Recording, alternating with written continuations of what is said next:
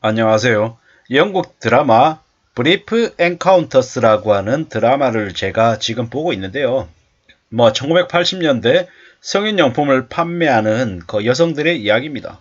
근데 제가 왜 이 말씀을 드리냐면 이 드라마를 보면서 되게 이제 보통 사람들의 삶에 이렇게 많이 묻어 나왔거든요. 제가 이제 이 인물들의 이제 정확한 이름이나 이런 것들은 잘 모르지만 대략적인 말씀을 좀 드리려고 합니다. 가운데 있는 이 여성, 남편과 같이 이렇게 아들 하나를 둔 가정인데요. 남편이 공장에서 일자리를 잃습니다. 싫지가 않은 거죠. 그리고 이제 월세를 제대로 못 낼 정도로 경제가 지금 가게 경제가 매우 안 좋은 상황에서 우연찮게 성인용품 판매원이라고 하는 일자리를 접하게 됩니다. 그러면서 무능력한 남편이 자신의 지인의 이제 여자친구하고 이제 바람을 피는 모습을 목격하죠. 경제적으로도 무능하고 관계에 있어서도 부부의 관계를 저버리는 신의를 저버리는 이제 그런 모습을 이제 보이죠. 그러고는 자기가 잘못했으면서 또 가출까지 해버립니다. 그러다 보니까는 남겨진 아들과 그 이제 집세를 내야 되는 이제 가정을 이제 꾸려야 되는 그런 되게 답답한 상황에 놓이게 되죠.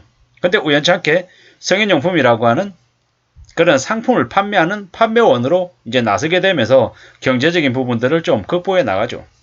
이 왼쪽에 있는 여성, 좀 이제 뚱뚱한 여성인데 이 여성은 이제 자기가 살고 있는 가정에 이제 자기 아버지가 있고 이제 오빠들이 있는 거예요. 근데 이제 엄마는 일찍 돌아가셨는데 사실상 그 집에 식모처럼 이제 일을 하는 거죠. 남자들이 되게 많은데 사실상 제대로 된 이제 경제활동을 못하고 자기가 밖에 나가서 두 가지를 해서 돈을 벌어서 가족들을 부양하고 또 가족들이 싸질러 놓고 이래저래 한 것들을 다 치우는 그런 이제 엄마 역할도 하고 이러는 되게 이제 좀 답답한 삶을 살죠. 제가 이제 드라마를 다 본 게 아니다 보니까는 제일 오른편에 있는 이 여성 또한 번듯한 가정에 이제 딸로 생활을 하는데 나름 이제 자기의 진로 자신의 삶을 살지 못하고 좀 구속된 삶을 사는 거죠. 이런 이제 이 세 사람의 이제 캐릭터가 이제 이 드라마의 이제 주된 방향으로 이제 나오죠. 근데 이런 얘기들을 이제 보면서 좀 많은 생각들이 들었습니다.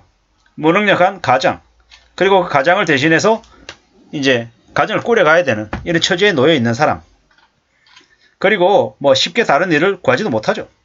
그리고 이제 구인 광고로 성인용품을 판매하는 판매사원의 일자리를 이제 접하게 됩니다. 먹고 살아야 되는데 생존을 위해서 하는 일 중에 도둑질하고 남을 사기쳐서 나쁜 짓 하는 일 말고 나머지 일은 그 어떤 일도 폄하되어서는 안 된다라는 생각이 이 드라마를 보면서 들었습니다. 왜? 먹고 살기 위해서 하는 일은 그 일이 무엇이든 간에 고귀한 일이다라는 겁니다. 이제 점점 이제 우린 살아가면서 많은 생각들을 하게 될 겁니다. 근데 결국 가장 중요한 건 뭐다? 실리다. 남들에게 어떻게 보인다. 이런 것들은 중요하지 않다라는 겁니다. 그러한 일은 하면 안 된다라고 남편은 반대하죠. 근데 그 남편이 반대하려면 그 경제적인 부분을 채워줘야 되는데 그러지도 못하죠. 이제 여성들의 이제 답답함을 이제 풀어주는 이제 그런 역할들을 이제 하죠. 근데 이제 이 여성은 이제 그 반대편에 서 있는 사람이죠. 거부하는 거죠. 불편해하는 거죠. 근데 나중에는 신고까지 하게 되죠. 근데 이제 그러한 이제 일상생활에서 오는 이제 저항, 마찰 이런 것들을 극복하고 또 살아가는 거죠. 살아가다 보면 우리는 겉으로 보이는 체면, 위신 이런 것들을 많이 생각하게 됩니다. 그리고 실질적인 부분들도 또 생각해야 되는 거죠. 체면, 그리고 남들하고 비교해서 내가 저 사람보다 못한 게 뭔데? 내가 뭘 좀 더 해야 될 거다. 이런 생각들도 하죠. 근데 우리는 함부로 욕심부리거나 함부로 탐욕을 가져서는 안 되겠습니다. 그리고 확실한 건 뭐다? 철저하게 실질적인 삶, 그러니까는 실제 생활에 보탬이 되는 실용적인 삶을 살아야겠다라는 거죠. 겉으로 보이는 감투, 욕심, 탐욕 이런 것들 말고 정말 내 가정을 위해서 우리의 가족을 위해서 못할 일이 뭐 있겠냐라는 거죠. 물론 이 드라마에 나오는 그 여성의 남편처럼 가족들을 위한다고 도둑질을 하는 그런 말도 안 되는 짓거리는 하면 절대 안 되는 거죠. 근데 부정한 방법, 남들에게 손가락질 받는 그런 모습들 아니고서는 가능하다라는 거죠. 근데 남들의 폄하, 모함, 조롱 이런 것들이 뭐 내가 하는 일에 있어서 불법 아니고 떳떳한 일이고 뭐 괜찮다라고 하면 개의치 말라는 말씀을 감히 드리고 싶은 겁니다. 남의 잣대, 남의 판단, 남의 시선 이런 것들을 의식할 필요가 없다라는 겁니다. 그보다 더 중요한 건 뭐다? 우리 가족을 먹여 살리고 또 인간으로서의 최소한의 자존심을 지키며 사는 거다라는 거죠.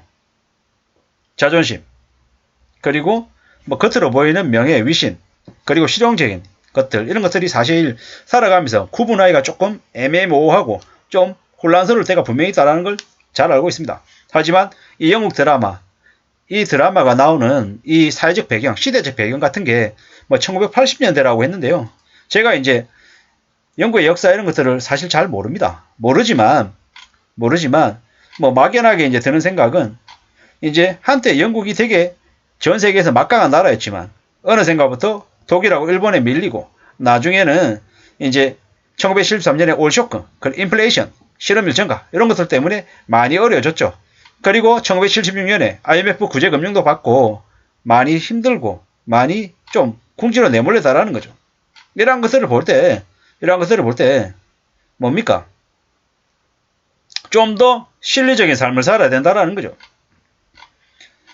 우리가 너무 많은 욕심, 겉모습 이런 것들보다는 좀 현실적으로 감당이 안 되는 상황이다라고 하면은 소비를 줄여야죠. 소비를 극단적으로 좀 줄이고 내가 벌어들이는 범위 안에서 좀 살 궁리를 해야 된다는 말씀을 감히 드립니다. 이번에 우리가 잘 알고 있다시피 2030들이 영끌에서 진 빚이 4억 5억이라고 하죠. 그들이 왜 그렇게 심한 빚을 졌을까요? 영끌러들이 생겼던 이유는 대한민국 기존 기득권 사회에 있는 많은 이들이 그들을 궁지로 내몰았다는 생각이 사실 듭니다.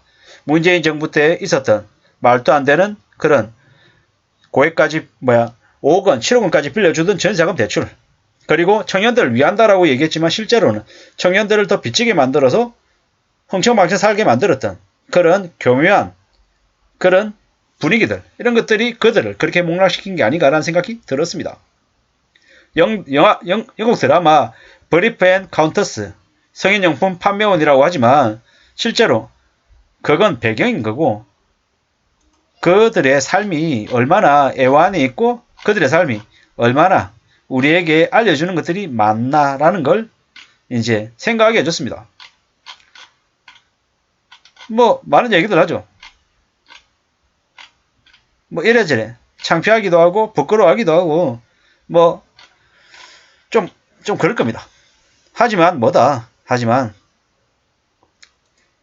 가족들을 지키기 위해서 책임감을 가지고 하는 일은 그 무슨 일이든 간에 존경받아야 되고 대단하다고 인정받아야 된다는 생각이 사실 들었습니다.